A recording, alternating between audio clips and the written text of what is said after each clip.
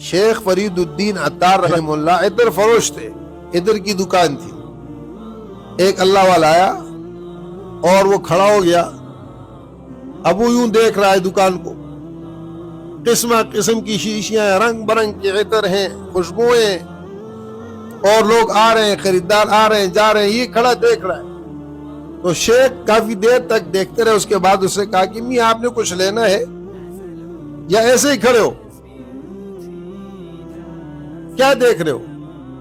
تو اس پر وہ فقیر اور اللہ والے کہنے لگے کہ میاں میں نے کچھ نہیں خریدنا، میں نے کچھ نہیں لینا، میں تو یہ دیکھ رہا ہوں، میں تو یہ دیکھ رہا ہوں کہ ان رنگ برنگی شیشوں کے اندر سے تمہاری روح کیسے نکلے گی.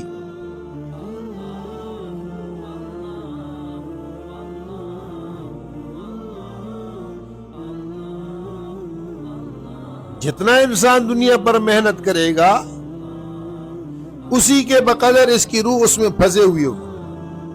جتنے نقشے وسیع ہوں گے اتنا زیادہ یہ دنیا میں گرا ہوگا، اس کی روح اتنی زیادہ مشکل سے نکلے گی. تو میں یہ دیکھ رہا ہوں کہ ان رنگ برنگی شیشوں کے اندر سے تمہاری روح کیسے نکلے. تو فرید الدین عطار نے کہا جیسے تمہاری نکلے گی میاں ہماری ویسے نکلے گی. فقیر نے کہا ہماری تو ویسے نکلے گی. وہیں تھڑے پر لیٹ گیا، چادر اوڑھ لی. تو فرید الدین عطار اپنے کام میں لگ گئے. کافی دیر ہوئی، پھر ان کو خیال آیا کہ میں دیکھوں تو صحیح. تو آواز دی کہ بھائی اٹھ جا، بس ہو گئی، بہت ہو گیا. اب وہاں کوئی ہو تو اٹھے، وہ تو اللہ نے ان کو سبق دینے کے لیے بھیجا تھا.